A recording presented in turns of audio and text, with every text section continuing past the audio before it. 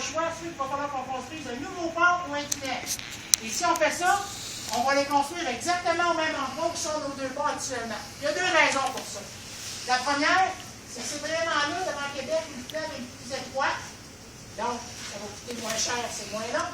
Et la deuxième, c'est pour pouvoir asseoir les bases des pylônes des ponts, ça prend du rocher.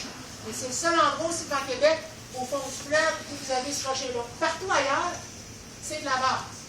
Parce qu'au 19e siècle, on avait eu un projet, on voulait faire un pont qui allait relier Québec et Lévis, mais à partir du Vieux-Québec, où la traverse est traversier. Mais deux choses. Premièrement, ça aurait été affreux pour la vie des gens, mais il n'y avait rien sur lequel on pouvait bâtir des pylônes. Donc, c'est pour ça que nos ponts sont construits aussi loin du centre-ville de Québec. Et si vous regardez presque à la même hauteur des ponts, vous pouvez voir une série d'édifices de différentes hauteurs. Il y en a un qui est en construction en ce moment, il va avoir 29 étages de haut.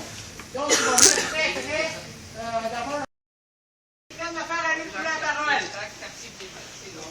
Bon. Première chose que j'aimerais vous faire remarquer, c'est regardez comment la ville de Québec se colle aux montagnes. Alors, c'est les Laurentides qui sont là, mais notre ville, c'est la championne de l'étalement urbain en Amérique du Nord. Alors, pour une petite population, parce que la ville de Québec, c'est à peine 510 000 habitants, si je prends le Grand Québec métropolitain en incluant Lévis et d'autres villes qui n'ont pas été fusionnées, c'est aux alentours de 750 000 habitants. Et on est la championne de l'étalement urbain en Amérique du Nord. Je pourrais prendre la ville de Chicago et venir la transposer sur le territoire de la ville de Québec. Et la ville de Chicago, elle a 10 millions d'habitants.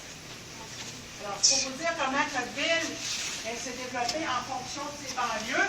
Et la plupart des... Une piscine! On a mis des scènes mais noires. c'est là. Ils ont fait fondre des scènes noires. C'était bien pour ça. Ça se pourrait.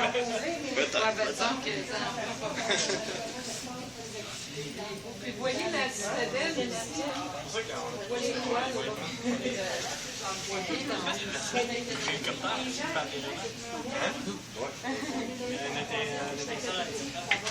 Ah ouais? On était en avant. C'est ça. Puis on était dans la partie.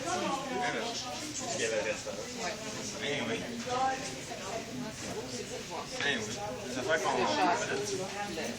Toi, il y a une plainte. Il y a l'île d'Orléans à l'autre bout. Là, ben, c'est ça. On a l'île, on a mis... Comme un genre de convoi. La part pour la ville, c'est le capteur. On est le capteur. Puis c'est quoi qui... de l'Amérique du Nord. Alors, ce que vous voyez devant vous, en fait, c'est le bois vert. Ça, c'est le restaurant qu'on vous a parlé tout à l'heure, le parlementaire. La partie avant, c'est là que vous allez retrouver le salon rouge, les salons bleus. De chaque côté et à l'arrière, c'est les bureaux des députés. Au centre, relié par une passerelle, c'est la bibliothèque. Et au bout complètement, avec le drapeau du Québec sur le toit, c'est l'édifice Honoré-Mercier. C'est là que vous allez retrouver le bureau de Mme Marois, la première ministre, la salle du Conseil des ministres.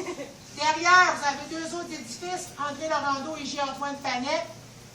Ça accueille des bureaux des employés de l'Assemblée nationale. On vous a dit tout à l'heure qu'il y en avait environ 800. Le plus gros, l'André Laurando, c'est là que vous allez retrouver le cabinet du lieutenant-gouverneur, ainsi que la tribune de la presse. Alors, la tribune de la presse, ce sont tous les journalistes qui ont une accréditation pour couvrir les travaux, qui ont un bureau dans ces tribunaux.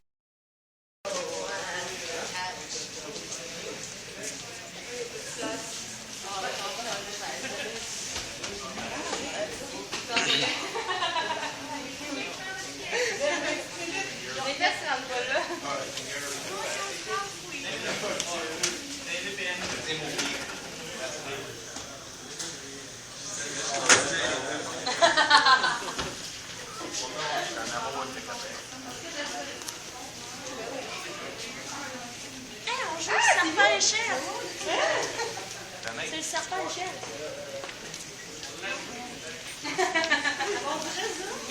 Ça, ça